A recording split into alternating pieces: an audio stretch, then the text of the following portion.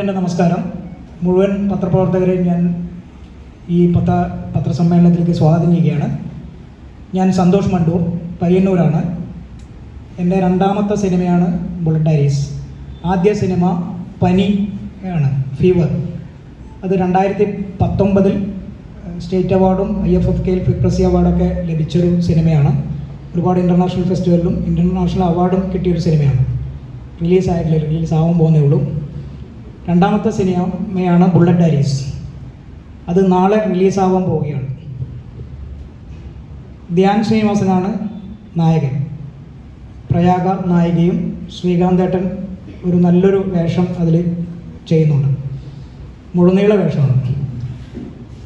ഒരു ബൈക്കിനോട് പാഷനേറ്റ് ആയിട്ടുള്ള ഒരു ബൈക്ക് മെക്കാനിക്കിൻ്റെ കഥയാണ് ബുള്ളറ്റ് ഡയറീസിലൂടെ പറയുന്നത്.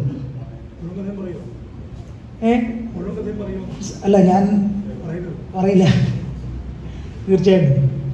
അപ്പോൾ പാഷനും ഇമോഷനുമാണ് നമ്മുടെ സിനിമ.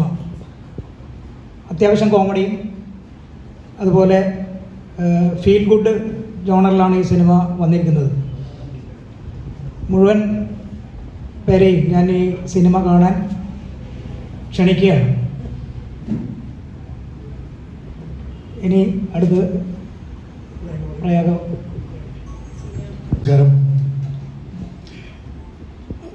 സന്തോഷ് പറഞ്ഞതുപോലെ ഇത്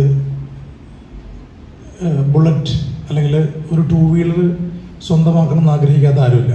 ഇപ്പോൾ എനിക്ക് തോന്നുന്നു ഏറെക്കുറെ എല്ലാവർക്കും മിനിമം ഒരു 2 വീലർ ഉണ്ടാവും. ഒരു ടീനേജ് ലൈസൻസ് ഒക്കെ കിട്ടുന്ന പ്രായം ആയിക്കഴിഞ്ഞാൽ.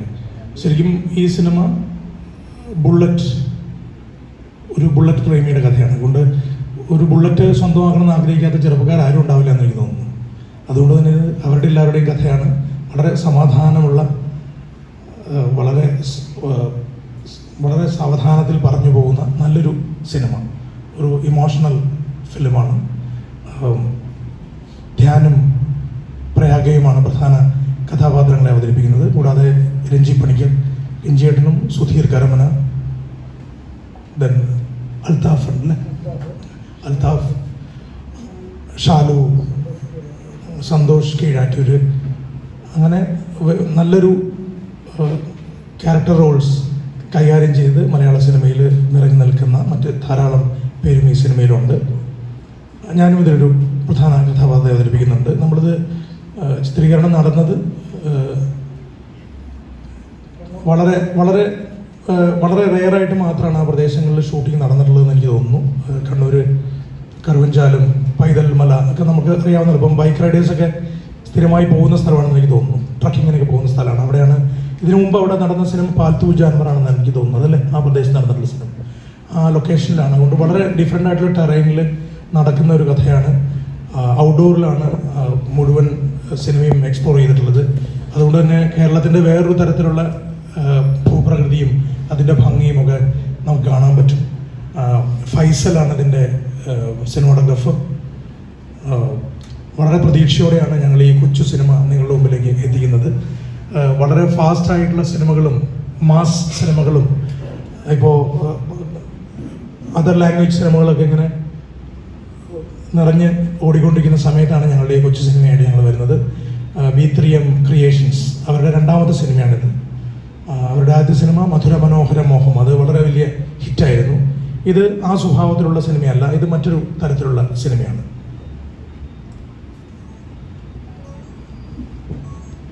നമസ്കാരം.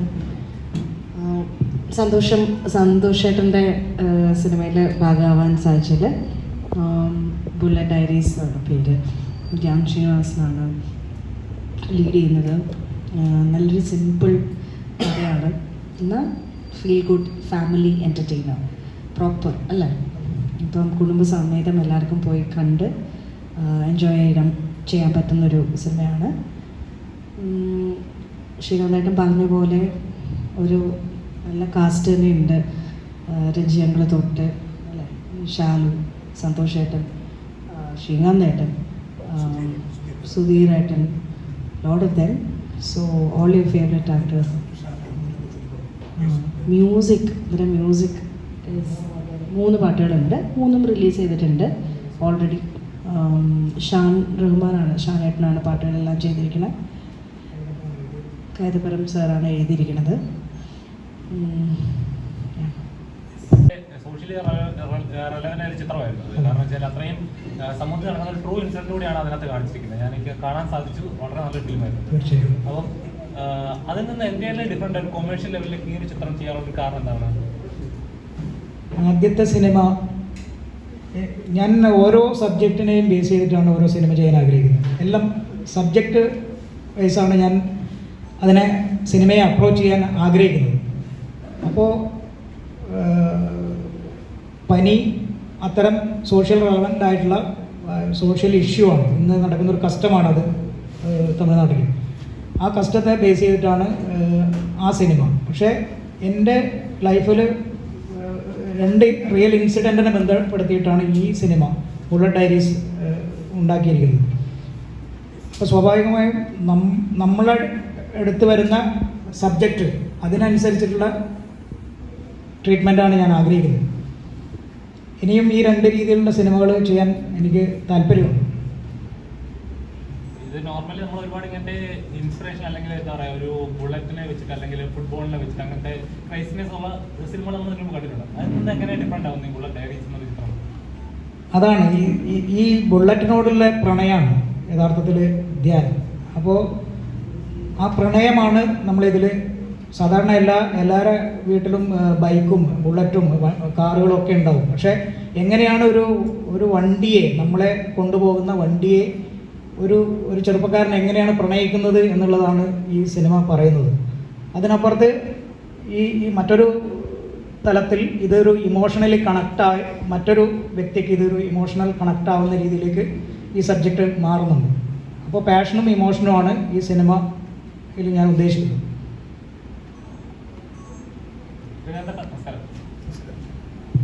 ചേട്ടാ ഈ സിനിമയിൽ എങ്ങനെയാണ് കഥാപാത്രമാണ്? അച്ഛൻ കഥാപാത്രമാണോ അതോ അച്ഛൻ്റെ പ്രായമുണ്ട് മോനെ. അച്ഛനാവാനുള്ള പ്രായമായി. ഇനിയുള്ള സിനിമകളെല്ലാം അങ്ങനെ കുറേ അച്ഛന്മാർ ചെറുപ്പക്കാരായി അഭിനയിക്കുന്നതുകൊണ്ടാണ് എന്നെ പോലെയുള്ള ആൾക്കാർക്ക് ഈ അച്ഛൻ്റെ വേഷങ്ങൾ കിട്ടുന്നത്. അച്ഛനും മുത്തച്ഛനും ഒക്കെ ആവേണ്ട ആൾക്കാർ 25 വയസ്സും 30 വയസ്സുമായിട്ട് അഭിനയിക്കുമ്പോൾ ഞങ്ങളെ പോലുള്ള ആൾക്കാർക്ക് അവസരം കിട്ടുന്നു. സന്തോഷമാണോ സങ്കടമാണോ? സന്തോഷം മാത്രമേ ഉള്ളൂ. സിനിമയിൽ ഉണ്ടാവലാണ് പ്രധാനം. സിനിമയിലായിരിക്കുക നമുക്ക് പറ്റുന്നത് എന്ന് സംവിധായകനും തിരക്കഥാകൃത്തിനും തോന്നുന്ന കഥാപാത്രങ്ങൾ നമ്മളെ തേടിയെത്തുക, അത് ഏറ്റവും ഭംഗിയായിട്ട് അവതരിപ്പിക്കുക, അതിൻ്റെ സന്തോഷമാണ് പ്രധാനം. കഥാപാത്രത്തിൻ്റെ പേര് ലിൻഡ ലൂക്കോസ് എന്നാണ്. ആലക്കോടാണ് നമ്മൾ ഷൂട്ട് ചെയ്തിരിക്കുന്നത്. ആ പ്രദേശത്തുള്ള ഒരു നേഴ്സാണ്. അല്ല, വെരി എന്താ പറയുക, എനിക്ക് അതിന് ഇഷ്ടത്തോടു കൂടെ ഞാൻ ചെയ്ത കഥാപാത്രമാണ്. സിമ്പിളായിട്ടുള്ള കഥാപാത്രമാണ്. അങ്ങനെ ചുവട്ടലുകളോ അല്ലെങ്കിൽ ഒരു പ്രത്യേകിച്ചൊരു പരിവേഷമൊന്നും ഇല്ലാതെ വളരെ സിമ്പിളായിട്ട് ഏതൊരു സാധാരണക്കാരിക്കും റിലേറ്റ് ചെയ്യാൻ പറ്റുന്ന റിലേറ്റബിൾ ആയിട്ടുള്ളൊരു ക്യാരക്ടറായിരുന്നു.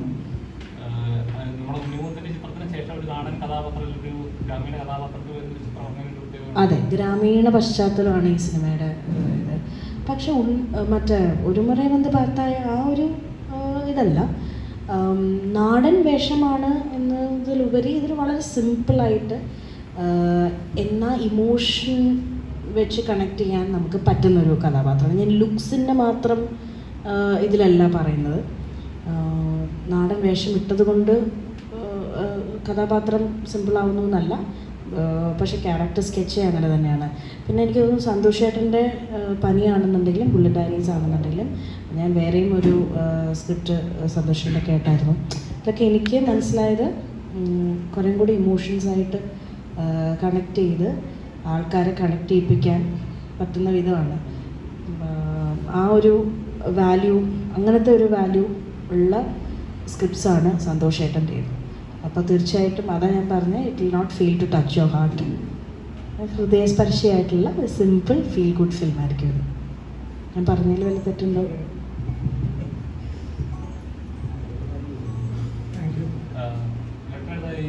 ഈ ആഴ്ച തന്നെ ഒരുപാട് ചിത്രങ്ങൾ ഇറങ്ങുന്നുണ്ട്, വലിയ വലിയ ചിത്രങ്ങൾ ഇതിലൂടെ ഇറങ്ങുവാണ്. അപ്പം പിടിച്ചേക്കാന്ന് തോന്നുന്നുണ്ടോ? നമ്മുടെ സിനിമ നമുക്ക് ഏറ്റവും വലുതാണ്. അത് നമുക്ക് അതിലൊരു കോൺഫിഡൻസ് ഉണ്ട്. കാരണം വലിയ പടങ്ങളുടെ ഇടയിൽ തന്നെ ചെറിയ പടങ്ങളും അതിനും സാധ്യതയുണ്ടെന്നാണ് ഞാൻ വിശ്വസിക്കുന്നത്. അത്രയേ പറയാൻ പറ്റുള്ളൂ. ഈ വലിയ മാർക്കറ്റിംഗ് രീതിയിൽ വെച്ചിട്ട് നമുക്ക് പിടിച്ചു നിന്നേ പറ്റും.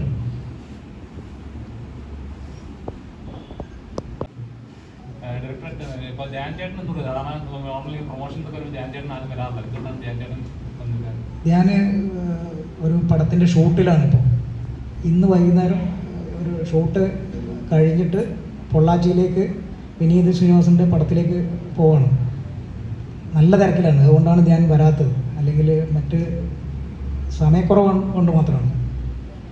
ഞാനിതിൽ വളരെ നന്നായിട്ട് അഭിനയിച്ചിട്ടുണ്ട് കേട്ടോ. വളരെ റിയലിസ്റ്റിക് ആയിട്ട് വളരെ ഗംഭീരമായിട്ടുള്ളൊരു എനിക്ക് തോന്നുന്നു വളരെ വ്യത്യസ്തമായിട്ടുള്ളൊരു ക്യാരക്ടറാണ് ഞാൻ ചെയ്തത്. അതേപോലെ പ്രയാഗയും പിന്നെ ശ്രീകാന്താണ് ഒക്കെ എല്ലാവരും അവരുടെ റോളുകൾ വളരെ രഞ്ജി പണിക്കർ സാറ് വളരെ നന്നായിട്ട് ഇതിലൊരു ഒരു സദാനന്ദ മാസ്റ്ററായിട്ട് ചെയ്തിട്ടുണ്ട്. എല്ലാവരും തോമസ് ഏട്ടനായിട്ടാണ് ശ്രീകാന്ത് ഏട്ടൻ വന്നിട്ടുള്ളത്. പ്രയാഗ ലിൻഡ ലൂക്കോസ് ആയിട്ടുള്ള ഒരു ആശുപത്രിയിലെ കോപ്പറേറ്റീവ് ആശുപത്രിയിലെ ഒരു നഴ്സാണ്. വളരെ ഡൗൺ ടു എർത്തിലെ കഥാപാത്രങ്ങളാണ് മുഴുവനും. ഒരു പക്ക പിന്നെ കണ്ണൂരെ ഹൈ റേഞ്ചിൽ മലയോരത്ത് താമസിക്കുന്ന ഒരു കട്ടപ്പനയിൽ കണ്ണൂരിൽ വന്ന് താമസിക്കുന്ന ഒരു ക്രിസ്ത്യൻ കുടുംബത്തിൽ ഉണ്ടാകുന്ന സബ്ജക്റ്റാണ്. അതിനെ ഡെവലപ്പ് ചെയ്തിട്ടാണ് ഈ സബ്ജക്റ്റ് ഞാൻ സ്ക്രിപ്റ്റ് ആക്കിയത്. നോർമലി ഇങ്ങനെ ഒരു ചിത്രം ഇറക്കുന്ന സമയത്ത് ഉറപ്പായും ഇതൊരു റിയൽ ഇൻസിഡന്റ് ആണെന്ന് താങ്കൾ പറയും. ശരിക്കും എങ്ങനെ റീൽസ് അങ്ങനത്തെ അത്രയും പനി എന്ന ചിത്രം നോക്കിയാൽ അതൊരു റിയൽ ഇൻസിഡന്റ് ബേസ് ചെയ്തിട്ട് ഇങ്ങനെ റിയൽ ഇൻസിഡൻസിനെ ബേസ് ചെയ്തുള്ള ചിത്രങ്ങൾ ഇൻസ്പയർ ചെയ്യുക അത് എന്തെങ്കിലും മാറ്റം കരുതുന്നുണ്ടോ? കാരണം ഇപ്പോഴും അങ്ങനത്തെ കസ്റ്റമൊക്കെ നടക്കുന്നുണ്ട്. താങ്കളുടെ ചിത്രം ഇറങ്ങി അപ്പോൾ അങ്ങനെ ഒരു മെസ്സേജ് കിട്ടിയിട്ട് പോലും വലിയ മാറ്റങ്ങളൊന്നും സംഭവിച്ചിട്ടില്ല. അല്ല, അത്തരം സിനിമകൾ നമുക്ക് സിനിമ കൊണ്ട് ഈ ലോകം നന്നാക്കാൻ പറ്റുമെന്ന് ഞാൻ വിചാരിക്കുന്നില്ല. പക്ഷേ നമ്മളുടെ മീഡിയ എന്നുള്ള രീതിയിൽ ഈ പവർഫുള്ളായിട്ടുള്ള ഈ മാധ്യമം എന്നുള്ള രീതിയിൽ നമുക്ക് ചെയ്യാൻ പറ്റുന്നത് നമുക്ക് ചെയ്യേണ്ടിയിരിക്കുന്നു. അതുകൊണ്ടാണ് പനി ഇപ്പോഴും നടക്കുന്നുണ്ട്. അവിടെ മേഴ്സി കില്ലിങ് ഇപ്പോഴും നടക്കുന്നുണ്ട്. മാതാപിതാക്കളെ മക്കൾ തന്നെ കൊല്ലുന്ന ഒരു ആചാരമാണ്. അത് ഇന്ന് പല രീതിയിൽ അത് മിസ്യൂസ് ചെയ്യുകയാണ്. അതാണ് പനിയുടെ കാലിക പ്രസക്തി. അതുപോലെ ഇതും ഒരു ഫീൽ ഗുഡാണ്. നമ്മുടെ സമൂഹത്തിൽ നടക്കുന്ന ഒരു നടന്ന കാര്യമാണ് ഞാനിതിൽ പറയാൻ ഉദ്ദേശിക്കുന്നത്. ഇപ്പോൾ ഏറ്റവും ലേറ്റസ്റ്റ് ആയിട്ട് ഇറങ്ങിയ ഡാൻസ് പാർട്ടി അതൊരു ഭയങ്കര റോക്കായിട്ട് ഒരു ബ്ലാസ്റ്റ് ചെയ്യുന്ന തരത്തിലുള്ളൊരു കഥാപാത്രമാണ് ചെയ്തിരുന്നത്. അപ്പം അതിൽ നിന്നും ഇതിലേക്ക് ഒരു ഗ്രാമീണ ഒരു തരത്തിലുള്ള ഒരു സാധാ പെൺകുട്ടി എന്ന രീതിയിൽ അപ്പം ഏത് തരം ചെയ്യാനാണ് കൂടുതൽ ഇഷ്ടം? ഏത് തരം കഥാപാത്രം ചെയ്യാനാണ് ഏറ്റവും എളുപ്പം? അത് എന്താണ് ലിൻഡ ലൂക്കോസ് അല്ലെങ്കിൽ ബുള്ളറ്റ് ഡയറീസിൽ നിന്നുമാണ് ഞാൻ ഡാൻസ് പാർട്ടിയിലേക്ക് പോയത്. കാരണം ബുള്ളറ്റ് ഡയറീസ് കുറച്ച് നാൾ മുൻപ് നമ്മൾ ഷൂട്ട് ചെയ്ത സിനിമയാണ്. ഡാൻസ് പാർട്ടി ഇപ്പോൾ just dance party so happened, അത്രയേ ഉള്ളൂ. അതായത് ഞാനിങ്ങനെ എനിക്കിഷ്ടമുള്ള പോലെ നടക്കുന്ന സമയത്ത്, ഞാൻ വലിയ കാര്യമായിട്ട് സിനിമയൊന്നും കമ്മിറ്റ് ചെയ്യാതിരിക്കുന്ന സമയത്ത് തലമുടിയിലൊക്കെ കളറടിച്ച് നടന്നപ്പോൾ സോൻ ചേട്ടൻ ഒരു സ്ക്രിപ്റ്റ് പറഞ്ഞു. അങ്ങനെ ഈ ലുക്ക് കുഴപ്പമില്ല പ്രയാഗ എന്ന് പറഞ്ഞു. അങ്ങനെ ചെയ്ത പടമാണ്, അത്രേ ഉള്ളൂ. ഇതങ്ങനെയല്ല, സ്ക്രിപ്റ്റ് കേട്ട് എനിക്ക് ഇഷ്ടമായി ചെയ്യണമെന്ന് ആഗ്രഹിച്ചു. കംഫർട്ടബിൾ ടീമാണ്. സന്തോഷ് ചേട്ടൻ is A sweet heart. Work ചെയ്യാനായിട്ടും അല്ലാതെ നല്ല മനുഷ്യൻ്റെ കൂടെ വർക്ക് ചെയ്യുന്ന പ്രതീതിയാണ് നമുക്കിപ്പോൾ. ശ്രീകാന്ത് ഏട്ടൻ ഒക്കെ is more like a family member. ധ്യാനേട്ടനായിട്ട് എൻ്റെ രണ്ടാമത്തെ ചിത്രമാണ്. അപ്പം ഒരു വർക്കിംഗ് കെമിസ്ട്രി ഉണ്ട് നമുക്കപ്പം എല്ലാ ആസ്പെക്റ്റ് നോക്കുമ്പോഴും ഇത് എടുത്ത് ചെയ്യാമല്ലോ എന്ന് തോന്നി. അങ്ങനെ ചെയ്ത പടമാണ്.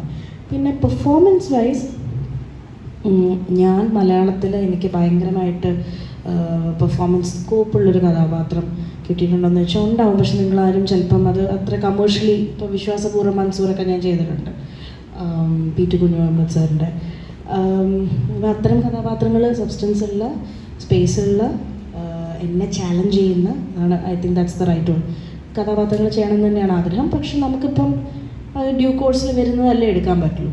അങ്ങനെ വെച്ച് നോക്കുമ്പോൾ ലിൻഡ ലൂക്കോസ് ഒരു താരതമ്യേന നമ്മൾ ഡാൻസ് പാർട്ടി എന്ന് പറയുന്ന അടിച്ച് പൊളിച്ച് ഒന്നും നോക്കാതെ ആഘോഷിച്ച് ചെയ്ത പാടമാണ്. ഷൈനുണ്ട്, ബാസിയുണ്ട്, വിഷ്ണുണ്ട്, സോമൻ ചേട്ടൻ, അങ്ങനെ സെലിബ്രേറ്റ് ചെയ്ത പാടമാണ്. ഇത് അങ്ങനെയല്ല, കുറച്ചും കൂടെ പ്രിപ്പറേഷനൊക്കെ ഉണ്ടായിരുന്നു. കഥാപാത്രം ഉൾക്കൊള്ളാനൊക്കെ ഞാൻ ശ്രമിച്ചിട്ടുണ്ട്. എത്രത്തോളം അത് വന്നു ആയി എന്നൊക്കെ ഉള്ളത് സംവിധായകനും പിന്നെ ഇനി നാളെ കാണാൻ പോകുന്ന നിങ്ങളെല്ലാവരുമാണത് തീരുമാനിക്കേണ്ടത്. But I hope to do more of എന്താ പറയുക these kind of roles that are relatable. അതെ, ഓഡിയൻസുമായിട്ട് കണക്ട് ചെയ്യുന്ന റോൾസ് ചെയ്യാൻ ആഗ്രഹമുണ്ട്. ഈ ടൈപ്പ് ക്യാരക്ടർ ചെയ്യാനാണ് ഈ പ്രേക്ഷകർക്ക് ഏറ്റവും കൂടുതൽ ഇഷ്ടം. പ്രയാഗെ ഈ ഗ്രാമീണ പശ്ചാത്തലത്തിലുള്ള ചെയ്യാനാണ് എന്ന് കമന്റിലൊക്കെ വരാറുണ്ട്, ശ്രദ്ധിക്കാറുണ്ടോ അങ്ങനെയൊക്കെ? തീർച്ചയായിട്ടും ഞാൻ എല്ലാം ശ്രദ്ധിക്കാറുണ്ട്. എല്ലാ തരത്തിലും ഒരു അവയർനെസ് വേണമല്ലോ ആക്ടർ ആകുമ്പോൾ.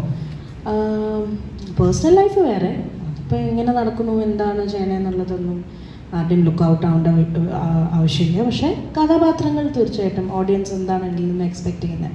പിന്നെ എൻ്റെ പൊട്ടൻഷ്യൽ ഞാനും എക്സ്പ്ലോർ ചെയ്ത് വരുന്നേ ഉള്ളൂ. അപ്പം എൻ്റെ പൊട്ടൻഷ്യൽ എന്താണെന്നുള്ളതോ ഒക്കെ ഇപ്പോൾ ആൾക്കാർക്ക് ചിലപ്പം എക്സ്പെക്റ്റ് ചെയ്തെടുക്കാൻ പറ്റിയെന്നൊന്നും വരില്ല. ഞാനും അങ്ങനെ പ്രൂവ് ചെയ്തിട്ടുള്ളൊരു ആക്ടറാണെന്ന് തോന്നുന്നില്ല.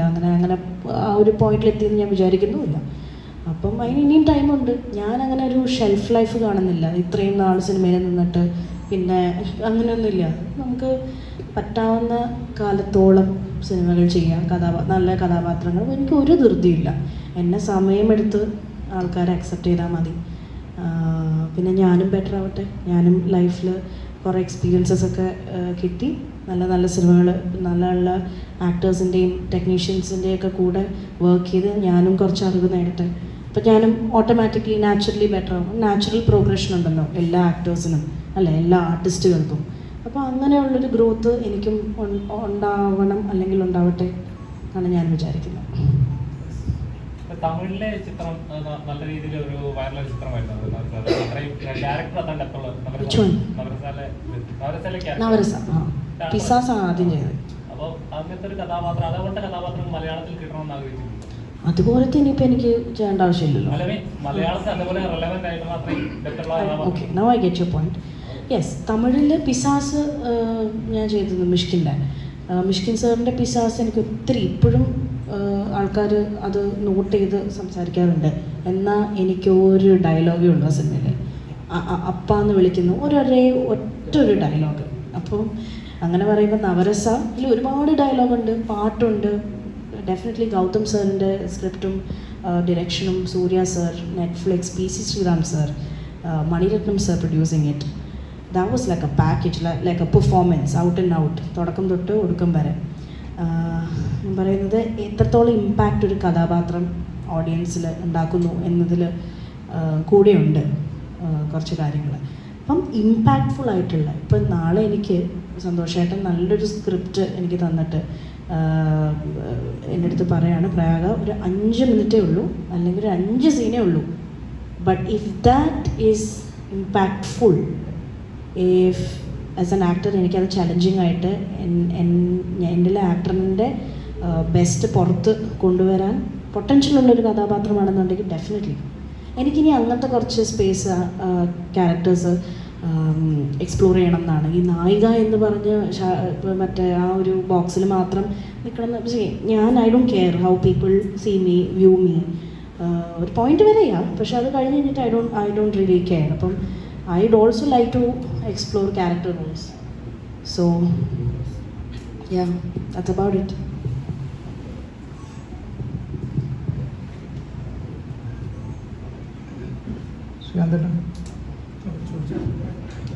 അഭിനയിക്കുന്നത് പ്രയാഗ മാർട്ടിൻ അല്ലെങ്കിൽ നമ്മുടെ ധ്യാൻ ശ്രീനിവാസ്, ഇവരൊക്കെ പുതുതലമുറയിൽ ഇപ്പം ഭയങ്കര എനർജറ്റിക് ആയിട്ട് പെർഫോമൻസ് ചെയ്യുന്ന ആൾക്കാരാണ്. അപ്പം അവരുടെ കൂടെയൊക്കെ പിടിച്ചു നിൽക്കാൻ ബുദ്ധിമുട്ടുണ്ടായോ? നല്ല ചോദ്യമാണ്. അഭിനയത്തിൻ്റെ കാര്യത്തിൽ ഞാനും പുതിയ മുഖമല്ലേ, ഞാൻ പഴയ ആളല്ലേ. ഞാനും കുറച്ച് മുമ്പ് പ്രയാഗ പറഞ്ഞതുപോലെ പുതിയ എന്തെങ്കിലുമൊക്കെ പരിപാടികൾ, ഈ അച്ഛൻ പരിപാടി അല്ലാതെ വേറെ എന്തെങ്കിലും കിട്ടാനുള്ള ശ്രമങ്ങൾ നടത്തുന്നുണ്ട്. പോലീസുകാരനായിട്ടാണ് ഇപ്പം ഒരു 13-14 സിനിമകളിൽ അഭിനയിച്ചത്. ഞാൻ നേരത്തെ പറഞ്ഞത് തന്നെ എനിക്ക് പറയാനുള്ളൂ. നമുക്ക് സിനിമ മാറുന്നുണ്ട്, സിനിമയിലെ കഥ പറച്ചിൽ മാറുന്നുണ്ട്, അല്ലേ, നമ്മൾ പുതിയ പുതിയ സങ്കേതങ്ങൾ ഉപയോഗിക്കുന്നുണ്ട്. അതിൻ്റെ കൂടെ നിൽക്കുമ്പോൾ അത് എനിക്ക് മാത്രമല്ല എല്ലാവർക്കും അതൊരു ചലഞ്ചാണ്. പെർഫോം ചെയ്യുമ്പോഴും നമുക്ക് കൂടെ നിൽക്കുന്ന ആർട്ടിസ്റ്റുകളും ഒക്കെ ആ ചലഞ്ച് ഏറ്റെടുത്തുകൊണ്ട് ചെയ്യുമ്പോൾ നമ്മളും എക്സൈറ്റഡ് ആവുന്നുണ്ട്. അത്രേ ഉള്ളൂ. അത് പിന്നെ എന്താ പറയുക, ഒരു കൂട്ടായിട്ടുള്ള പരിപാടിയാണല്ലോ. അതിൽ നിങ്ങൾ മറ്റേ ക്യാമറയുടെ പുറകിലുള്ള ആൾക്കാരെ കാണുന്നില്ല എന്നേ ഉള്ളൂ. അവരാണ് നമ്മളെ കൊണ്ട് ഇതൊക്കെ ചെയ്യിപ്പിക്കുന്നത്. അപ്പോൾ എന്നെ സംബന്ധിച്ചിടത്തോളം എൻ്റെ കഥാപാത്രങ്ങളെ തീരുമാനിക്കുന്നത് പലപ്പോഴും എത്രയോ നാൾ മുമ്പ് ഇതിൻ്റെ തിരക്കഥാകൃത്തും സംവിധായകനൊക്കെയാണ്. ഇത് ശ്രീകാന്ത് മുരളിയാണ് ചെയ്യേണ്ടതെന്ന് അവർ എത്രയോ നാൾ മുമ്പ് തീരുമാനിച്ചിട്ടാണ്. അപ്പോൾ അതുകൊണ്ട് പകുതി ജോലി കഴിഞ്ഞു, നമ്മളാണിത് ചെയ്യേണ്ടതെന്ന് അവർ തീരുമാനിച്ചു കഴിഞ്ഞു. പിന്നീട് അവർക്ക് നമുക്ക് ബ്രീഫ് വരുന്നു, ആ ബ്രീഫ് അനുസരിച്ചിട്ട് അവർ പറയുന്നിടത്തേക്ക് എത്തിക്കാനുള്ള ശ്രമങ്ങളാണ്. അത് ശരിക്കും ചലഞ്ച് തന്നെയാണ്. പുതിയ ആൾക്കാർ എന്നൊന്നുമില്ല, നമ്മൾ ക്യാമറ ഓൺ ആയാൽ പിന്നെ പുതിയതും പഴുതൊന്നുമില്ല. അതിനു വേണ്ടി പ്രിപ്പയർ ആവുക ചെയ്യുക എന്നുള്ളതാണ്. അത്തരത്തിലുള്ള പ്രിപ്പറേഷൻസ് നടക്കുന്നത് പ്രത്യേകം ശ്രദ്ധിക്കാറുണ്ട്. ഇപ്പോൾ പ്രയാഗൊപ്പം ആയാലും ധ്യാൻ്റെ ഒപ്പം ആയാലും അതിന് മുമ്പുള്ള പ്രീ വർക്ക്സ്, ഇപ്പം ഷൂട്ടിങ്ങിന് വേണ്ടി വെയിറ്റ് ചെയ്തിരിക്കുന്ന സമയങ്ങളിലൊക്കെ ഡയലോഗ്സ് വീണ്ടും ഒന്നുകൂടി പറഞ്ഞു നോക്കുകയും ഇങ്ങനെ പറഞ്ഞാൽ ശരിയാവുമോ നോക്കുകയും ചെയ്യുന്ന ആളാണ് ഞാൻ. അത് ആ പ്രോസസ്സ് വളരെ നന്നായിട്ട് എൻജോയ് ചെയ്യുന്നുണ്ട്. ശരിക്കും ഒരു പരിധിവരെ ഞാൻ ആ കാര്യത്തിൽ രക്ഷപ്പെടുന്നുണ്ട്. അതുകൊണ്ടാണല്ലോ ഞാനിപ്പോഴും ഇവിടെ ഉള്ളത്. പ്രത്യേകം ശ്രദ്ധിക്കാറുണ്ട്. കൂടെ നിൽക്കുന്ന കൂടെയുള്ള ഫ്രെയിമിൽ നമ്മളൊപ്പം ഉള്ള ആൾക്കാരാണ് ആ സമയത്ത് നമുക്കൊപ്പം ഉള്ളൂ. ബാക്കി എല്ലാവരും പിന്നോട്ട് മാറിയിട്ട് ക്യാമറ ഓൺ ആവുകയാണല്ലോ. അപ്പോൾ അത് ശരിക്കും ചലഞ്ച് തന്നെയാണ്. ഇപ്പം കാണുന്നത് നിങ്ങൾക്ക് എല്ലാവർക്കും അറിയാവുന്ന കാര്യമാണ്. നമ്മളൊരു ടേക്കേ കാണുന്നുള്ളൂ, കുറച്ച് എത്രയോ ടേക്കുകൾ കഴിഞ്ഞിട്ടാണ് ഒരു ടേക്കിലേക്ക് നമ്മൾ എത്തുന്നത്. അപ്പോൾ ആ പ്രോസസ്സ് എപ്പോഴും എൻജോയ് ചെയ്യുന്നുണ്ട്. എനിക്ക് തോന്നുന്നു കുറച്ചു കാലം കൂടി എനിക്ക് പിടിച്ചു നിൽക്കാൻ പറ്റും. ചേട്ടാ, ഇപ്പോൾ വലിയൊരു ആക്ഷൻ സിനിമകളുടെ പാക്കേജുകളൊക്കെ കഴിഞ്ഞാൽ കുറച്ചുകൂടെ ഫാമിലി ഓറിയന്റഡ് സിനിമകളൊക്കെ വന്നുകൊണ്ടിരിക്കുക. അപ്പോൾ ഫാമിലി അങ്ങനത്തെ ചിത്രങ്ങൾ ഇത്രയും വന്നുകൊണ്ടിരിക്കുക. അപ്പോൾ അങ്ങനെയുള്ള സാഹചര്യത്തിലാണെങ്കിൽ ഒരു സിനിമ എത്രത്തോളം റെലവൻ്റ് ആയിട്ട് വരുന്നത്, കാരണം ഓടാൻ സാധ്യതയുണ്ടോ? യെസ്, ശരിക്കും ഈ ബുള്ളറ്റ് ഡയറീസിൻ്റെ റിലീസിനെ കുറിച്ചാണ് ഉദ്ദേശിച്ചതെങ്കിൽ അതൊരു കോയിൻസിഡൻ്റൽ സംഗതിയാണ്. നമ്മളിതൊരു ശരിക്കും ഒരു 1.5 വർഷം മുമ്പൊക്കെ നമ്മൾ ഏറെക്കുറെ സിനിമ തീർത്ത് റിലീസ് ചെയ്യണമെന്ന് ആഗ്രഹിച്ചതാണ്. പല കാരണങ്ങളാൽ കൊറോണയുടെ ഇഷ്യൂസ് വന്നു, പല സിനിമകളും റിലീസ് ചെയ്യാൻ വെച്ചിരുന്നതെല്ലാം ലേറ്റായി. അപ്പോൾ നമ്മുടെ സിനിമ കൊച്ചു സിനിമ ആയതുകൊണ്ട് തന്നെ അതിൻ്റെ റിലീസിന് തിയേറ്ററുകൾ കിട്ടലും ഡിസ്ട്രിബ്യൂഷൻ പരിപാടികൾ ശരിയാവലൊക്കെ ആയിട്ട് സ്വാഭാവികമായിട്ടും വരാവുന്ന ഡിലേ വന്നു. പക്ഷേ അത് വന്ന് ഭവിച്ചത് കുറച്ച് മുമ്പ് സുഹൃത്ത് പറഞ്ഞതുപോലെ ഫാമിലി സിനിമകളുടെ കൂടെ വന്നു. അതൊരു ബ്ലെസ്സിങ് ഇൻ ഡിസ്ഗൈസ് ആയിട്ട് ഞാൻ വിചാരിക്കുന്നു. അത് വർക്കാവട്ടെ എന്നാണ് ഞാൻ ആഗ്രഹിക്കുന്നത്. കാരണം ആക്ഷൻ സിനിമകൾ, ഞാൻ കുറച്ചു മുമ്പ് പറഞ്ഞത് അതാണ്, ആക്ഷൻ സിനിമകളും വലിയ വലിയ സിനിമകളും പോകുമ്പോൾ ഡയറക്ടർ പറഞ്ഞതുപോലെ നമ്മളുടെ ഈ കുഞ്ഞ് ഫാമിലി ഫിലിം ഇതൊരു 100% പ്രയാഗയുടെ പ്രയോഗം, അതായത് ഫീൽ ഗുഡ് പരിപാടിയാണ്. ഭയങ്കര വലിയ മാജിക് ഒന്നും സിനിമയിലില്ല, മറിച്ച് ചെറിയ ഇമോഷൻസ്. ഞാൻ നേരത്തെ പറഞ്ഞല്ലോ, ഒരു ബുള്ളറ്റ് ഏറ്റവും കാര്യമായിട്ട് ബുള്ളറ്റ് തുടച്ചു വയ്ക്കുകയും അത് മാറി നിന്ന് നോക്കുകയും ഒക്കെ ചെയ്യുന്നവരാണ് നമ്മൾ കുറേ പേരെങ്കിലുമൊക്കെ. അതിൻ്റെ ശബ്ദം ഒക്കെ നമ്മളെ എഫക്റ്റ് ചെയ്യും. അതെന്തെങ്കിലും കംപ്ലൈൻറ്റ് പറ്റിയാൽ നമ്മളെ എഫക്റ്റ് ചെയ്യും. വേറെ ആരെങ്കിലും ചിലപ്പോൾ ആ ബുള്ളറ്റിൽ കയറി ഇരുന്നാൽ ചിലപ്പോൾ നമുക്ക് ഇഷ്ടപ്പെട്ടില്ല.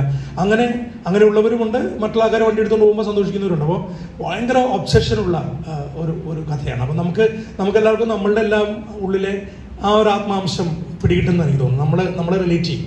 അത് ഒരാളല്ല, 2 പേരുണ്ട് സിനിമയിൽ. ഇതിനോട് 2 പേരുടെയും അഗ്രസീവ് നേച്ചറുണ്ട്. ഇതിനെ കാണുന്ന 2 രീതിയിലാണ്. അതാണ് ഈ സിനിമയുടെ ടോട്ടൽ കഥയുടെ പോക്ക്.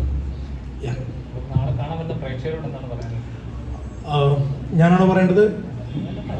ഞാൻ എല്ലാവരും പറയാം. ഓക്കെ, ഇതൊരു കൊച്ചു സിനിമയാണ്. നേരത്തെ പറഞ്ഞത് തന്നെ കടമെടുത്തുകൊണ്ട് പറഞ്ഞാൽ ഭയങ്കര ബഹളങ്ങളും ഭയങ്കര അവകാശവാദങ്ങളൊന്നുമില്ല. വളരെ സാധാരണയായൊരു സിനിമ. വളരെ നല്ല പെർഫോമൻസസ് കാണാൻ പറ്റും ഈ സിനിമയിൽ. ധ്യാൻ ശ്രീനിവാസിൻ്റെ, ഞാൻ ഈ അടുത്ത കാലത്ത് ധാരാളം സിനിമകളിൽ അഭിനയിച്ചുകൊണ്ടിരിക്കുന്ന ആളാണ്. ധാരാളം സിനിമ റിലീസാവുന്നുണ്ട്. ധ്യാനിൻ്റെ വളരെ എന്താ പറയുക, ഉള്ളു തൊട്ട് വളരെ സ്വാഭാവികമായി അഭിനയിച്ച ഇമോഷൻസൊക്കെ വളരെ ടൈം എടുത്ത് അതിന് സമയം കൊടുത്തു ഡയറക്ടർ. അങ്ങനെ ഉണ്ടായിട്ടുള്ളൊരു സിനിമയാണ്. പ്രയാഗയുടേതായാലും കുറച്ച് മുമ്പ് പറഞ്ഞല്ലോ, ഡാൻസ് പാർട്ടിയൊക്കെ നടക്കുമ്പോൾ പ്രയാഗ പറയുമ്പോഴാണ് ഞാനത് ഓർത്തത്. ഡാൻസ് പാർട്ടി ഷൂട്ട് ചെയ്തിട്ട് കുറച്ച് നാളായിട്ടുള്ളൂ. മറിച്ച് സീനുവും സോഹനൊക്കെ എൻ്റെ സുഹൃത്താണ്, എൻ്റെ അനുജനാണ് ആ ഫിലിമിൻ്റെ എഡിറ്റർ. അപ്പോൾ അതിൻ്റെ പ്രോസസ്സൊക്കെ ഞാൻ അറിഞ്ഞുകൊണ്ടിരുന്നു. മറിച്ച് ഈ സിനിമ കുറേ കാലം മുമ്പാണ് ചെയ്തത്. അപ്പോൾ എല്ലാവർക്കും ആ ഒരു സമയം, ആ ഒരു സ്ഥലം, ആ ഒരു ടെറൈൻ, ആ ഒരു വീടും ഞങ്ങളെല്ലാവരും അതിലെ കഥാപാത്രങ്ങളായിട്ട് മാറുമായിരുന്നു. അവിടെ ഉണ്ടായിരുന്നത് മാവ് പോലെയൊക്കെ ഞങ്ങളും അവിടെ കഥാപാത്രങ്ങളാവുമായിരുന്നു. ഒരു വർക്ക്ഷോപ്പും ഒരു ചെറിയ കവലയും നമ്മളൊക്കെ ട്രക്കിങ്ങിനൊക്കെ പോകുമ്പോൾ മാത്രം കണ്ടേക്കാം, അല്ലാതെ നമ്മളൊന്നും ആ സ്ഥലത്തേക്ക് പോവില്ല. ആ സ്ഥലത്ത് താമസിക്കുന്നവരല്ലാതെ ആ ഇടത്തേക്ക് തപ്പിപ്പോകാൻ ചാൻസ് കുറവാണ് പൈതൽ മലയുടെ മുകളിൽ. പക്ഷെ അവിടെ ഒരു ജീവനുണ്ട്, ഒരു ജീവിതമുണ്ട്, ഒരു ചായക്കടയുണ്ട്. ആലക്കോടാണ് ഈ സ്ഥലം. അപ്പോൾ അവിടെയും ഒരു ചെറിയ ചായക്കടയുണ്ട്. അവിടെയും വളരെ സജീവമാണ് ജീവിതം. അതിനിടയിലാണ് നമ്മുടെ ഈ കഥാപാത്രങ്ങളെ ഡയറക്ടർ കൊണ്ട് പ്ലേസ് ചെയ്തിട്ടുള്ളത്. അപ്പോൾ അതിൻ്റെ ഒരു സുഖവും അതിൻ്റെ ഒരു സമാധാനവും ഈ സിനിമയ്ക്കുണ്ട്. വളരെ സമാധാനമായിട്ട് പോയിരുന്ന് കാണാവുന്ന ഒരു കുടുംബ ചിത്രമാണത്. സോ എല്ലാവരും കാണണം, തിയേറ്ററിൽ തന്നെ പോയി കാണണം. എനിക്ക് ബുള്ളറ്റ് ഇഷ്ടമാണ്. ഓടിക്കാൻ അയ്യോ ഇല്ല, എനിക്ക് ബുള്ളറ്റ് കാണാൻ ഇഷ്ടമാണ്, പുറകിലിരുന്ന് യാത്ര ചെയ്യാനും ഇഷ്ടമാണ്. ബുള്ളറ്റ് ഓടിക്കാൻ പഠിച്ചിട്ടുമുണ്ട്, വേറെ ഒന്നിനുമല്ല, ഒരു സിനിമയ്ക്ക് വേണ്ടിയിട്ടാണ്. Unfortunately that movie didn't happen. പക്ഷേ എനിക്ക് 2 വീലർ പേടിയാണ്. അതിപ്പോൾ സ്കൂട്ടറായാലും ബുള്ളറ്റായാലും ബാക്കി വെറൈറ്റി ഓഫ് 2 വീലേഴ്സ് പേടിയാണ് എനിക്ക്. അടുത്ത കഥയ്ക്ക് ബുള്ളറ്റ് ഓടിക്കേണ്ടി വന്നാൽ ചെയ്യും ചേട്ടാ, ഇതല്ലേ ജോലി. ചേട്ടാ, ഞാൻ നേരത്തെ പറഞ്ഞ എന്താണ്, ചാലഞ്ച് ചെയ്യുന്ന കഥാപാത്രങ്ങൾ ചെയ്യാനാണ് താല്പര്യം. അപ്പം പേടിയില്ലെന്ന് പറഞ്ഞാൽ പേടിയുള്ള കാര്യങ്ങൾ കറേജോടെ നേരിടുമ്പോഴാണല്ലോ നമുക്ക് വിജയം വരുന്നത്. അല്ല ഈസി ആയിട്ടുള്ള ജീവിതമോ ഈസി അല്ല, സിനിമ ഒട്ടുമല്ല, കഥാപാത്രങ്ങൾ ഒട്ടുമല്ല. അങ്ങനത്തെ കഥാപാത്രങ്ങൾ ചെയ്യണം, ഇതല്ല എൻ്റെ ചാലഞ്ച്.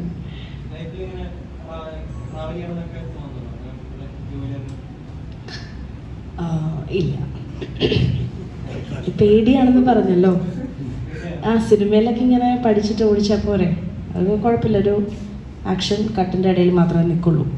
സിനിമ അറിയാമോ, സിനിമയിൽ ബുള്ളറ്റ് ഓടിക്കൽ ബേസിക് സംഭവങ്ങൾ അറിഞ്ഞിരുന്നാൽ നമുക്ക് ബുള്ളറ്റ് ഓടിക്കുന്നതായിട്ടോ. ഞാനിതിൽ ബുള്ളറ്റ് ഓടിക്കുന്നില്ല. ഇത് ബുള്ളറ്റ് ഇതൊരു എന്താണ് നമ്മുടെ ഇതിൽ പറയണ്ടല്ലോ, ഒരു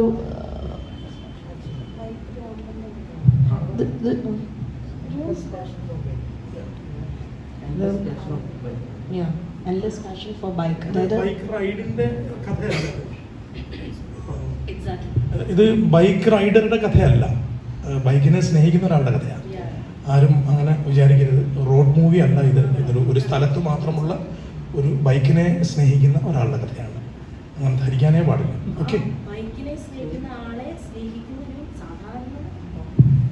കുട്ടി മാത്രമാണ് അല്ലേ? സ്കൂട്ടർ ഞാൻ ഓടിക്കുന്നുണ്ട്, അന്തസ്സായിട്ട് വീഴുന്നുമുണ്ട് സ്കൂട്ടറിൽ.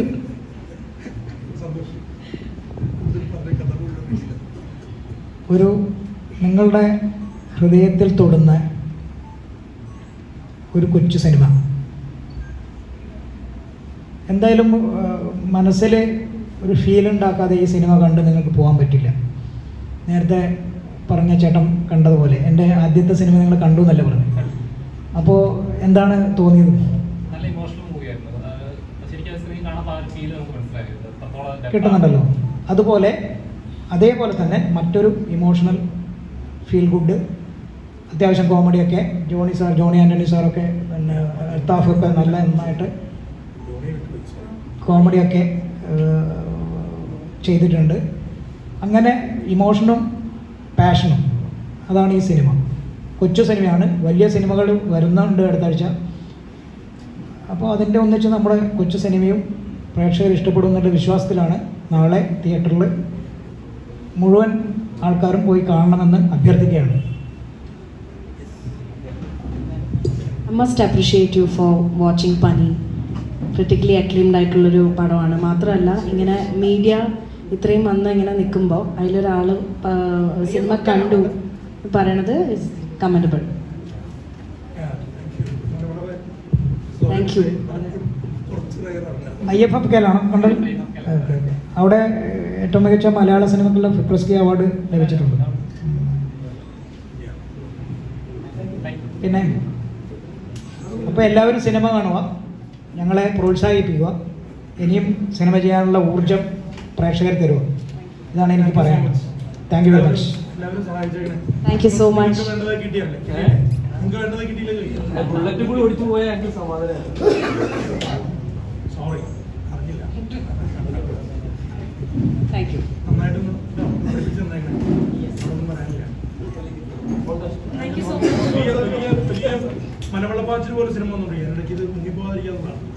Okay, maximum thank U.